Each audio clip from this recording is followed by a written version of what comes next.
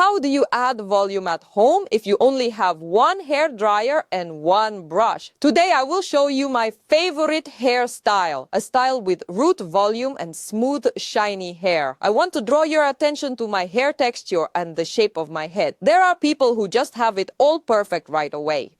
For example, look at the shape of my head. It seems to have volume here, but it's not enough for the width of my face because my face width is a bit beyond the ideal. So creating volume right here is a must. Today I will show you step by step how to properly blow dry your hair with a brush without drying it out.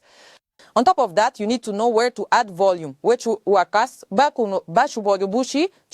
start and in which areas to even begin adding it, because just doing it in one spot won't achieve anything. I often see the biggest mistake people make when drying their hair. Even professionals are guilty of this now.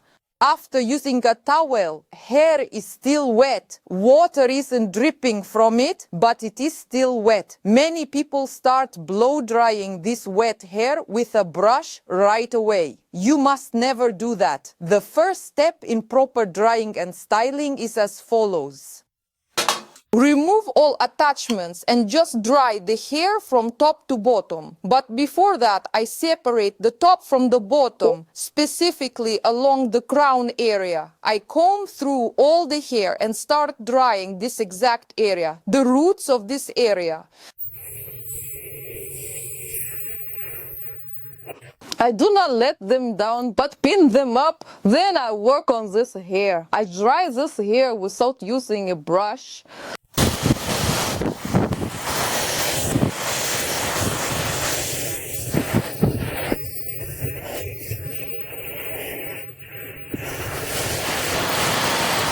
I dried them, they are damp.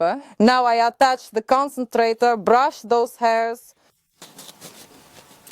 I also divide them into two parts and I start styling these bottom ones. These sections save the top layers because when we dry a lot of hair, that is a large mass of hair, we always over dry the top because the hair dryer goes over the brush from above.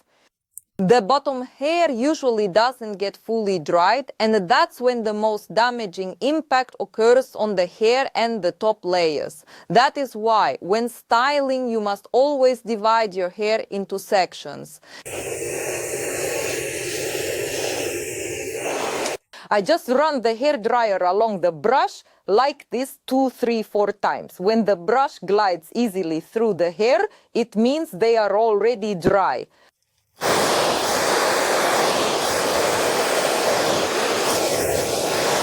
And only after that do I rotate the brush.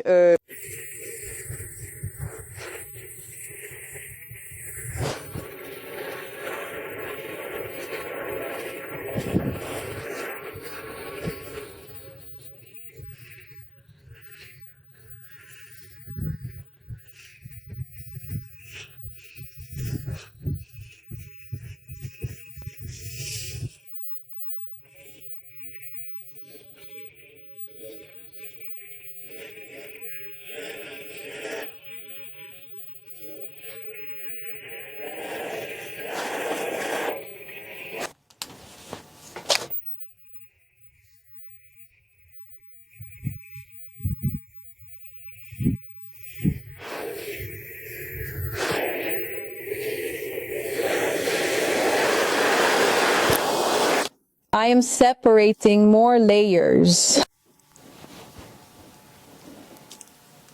I carefully take these hairs like this and dry them again. I leave it, I pin it back up to the top and they cool down there.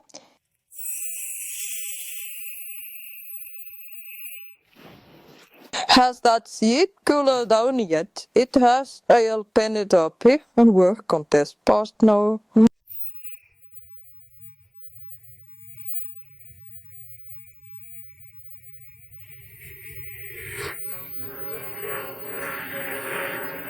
With these rotations, I cool down the strand. It's cooled down. See that? Wow.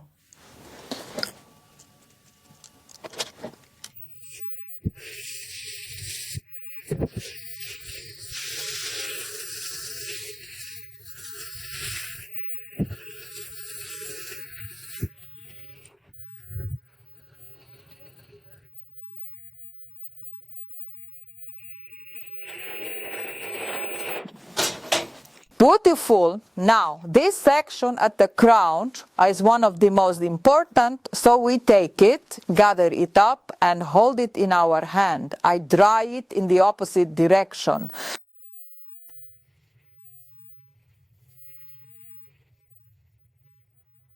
You can cool it down if there is a cool shot button.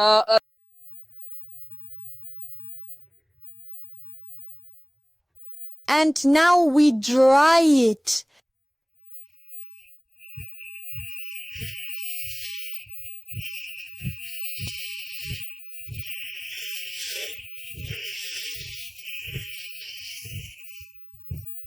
You can hold it for a bit so the hair cools down. All right, that's it. They're set. Wow, they're sheet. Okay, moving on. One more strand like this.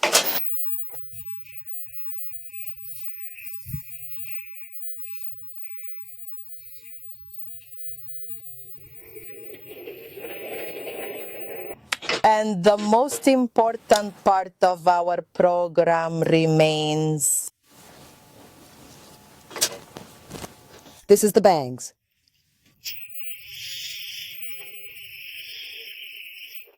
This last strand on the part, I shift it to this side, to the opposite side, and dry the roots.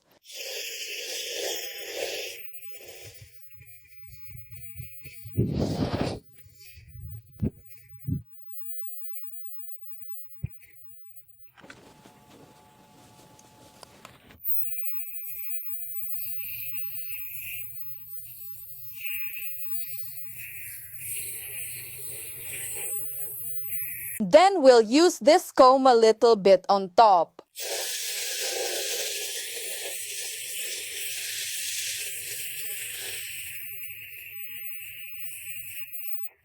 And finally, I cool this top part with cold air.